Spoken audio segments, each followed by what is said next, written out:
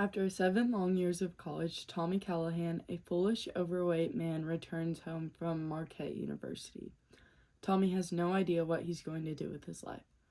Tommy reunites with old childhood acquaintance Richard, who only thinks of Tommy as a simple-minded, fat person, and they make a car trip together to Tommy's father's office, where Tommy Sr. is the CEO of Callaway Auto Parts. After Tommy is welcomed back by everyone, we meet goofy, well-respected Tommy Sr., who gives his son a tour of the factory and ultimately gives him an important job with his own office. We shift to the Callahan's home where we meet Beverly, a beautiful woman who Tommy Sr. plans on marrying. He explains to Tommy that he will have a new stepbrother, which makes Tommy over the moon with excitement. But Paul, his new brother, is very shallow towards Tommy and doesn't appreciate his childish nature. Tommy reconnects with a girl from his elementary school named Michelle, and it appears that Tommy has a bit of a crush on her. Fast forward to Tommy's father's wedding, and Michelle is Tommy's date. The wedding is extremely fun and exciting, and everyone is having a great time. Tommy is learning firsthand from his father on how to be a businessman. Tommy and his dad are up doing a karaoke number when all of a sudden his dad drops to the floor unconscious. Tommy is devastated, and after the funeral, he takes Michelle on his boat to express how he's feeling until little boys start heckling Tommy, saying mean things.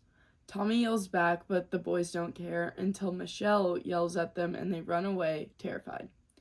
In a meeting, the company is getting many offers to sell because they may go bankrupt. No one except for Paul and Beverly are eager to sell, and Tommy decides to take on the liberty of trying to sell brake pads in order to meet the loan deadline with the bank to save the company. Tommy takes Richard with him, and they bicker the whole time to the Zelansky claims to be the king of auto parts and works for the working man since he is the working man, which is very appealing to all of his customers.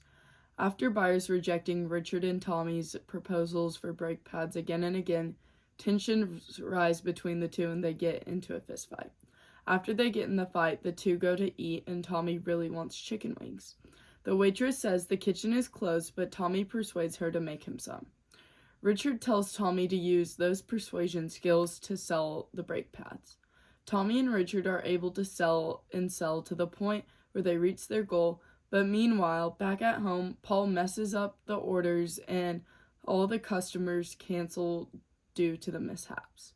The whole thing is blamed on Michelle since putting everything in the computer is her job, and she runs away from Tommy when he gets mad at her for everything. Michelle goes to the airport where she sees Paul and Beverly kissing, so she hires a private investigator to see more. Tommy realizes he must go to Chicago in order to try to convince Zelansky to reconsider from buying. Zelansky says no, and it is obvious he's not the generous and genuine guy he claims to be on TV. On the way out, Michelle stops him with the information on Paul and Beverly. Tommy, Richard, and Michelle race back with a fake bomb trap to Tommy in order to bypass any security. Michelle reveals that Paul and Beverly were secretly married, exposing them as con artists and making Beverly and Tommy Sr.'s marriage illegal, which means all of the shares belonging to Beverly are really Tommy's. Since Zelansky still holds an order for 500,000 brake pads from Callahan, the company and all of its employees are saved. Paul is arrested, and Zelansky takes Beverly out for dinner. In the final scene, Tommy is on the boat talking to his father and promises the family business will live on, and explains he must go or he will be late for dinner with. There are many underlying themes in Tommy Boy. First, overcoming stereotypes. Tommy is the typical fat goofball who seems to not have a care in the world, but really he has a deep passion for what his father does and wants to make him proud. He really wants to earn the respect of his father's employees and partners. After failing over and over, Tommy finally finds his way in the world and saves the company. He proves he is so much more than a dumb, overweight guy and deserves to be treated the same as everyone else. Secondly is friendship and loyalty. Richard and Tommy fight and nag each other, but they know there is something greater than themselves at stake. Through their journey, there were many times they could quit and give up, but they stick together and eventually create a wholesome, long-lasting friendship built on trust. Lastly is father-son relationship.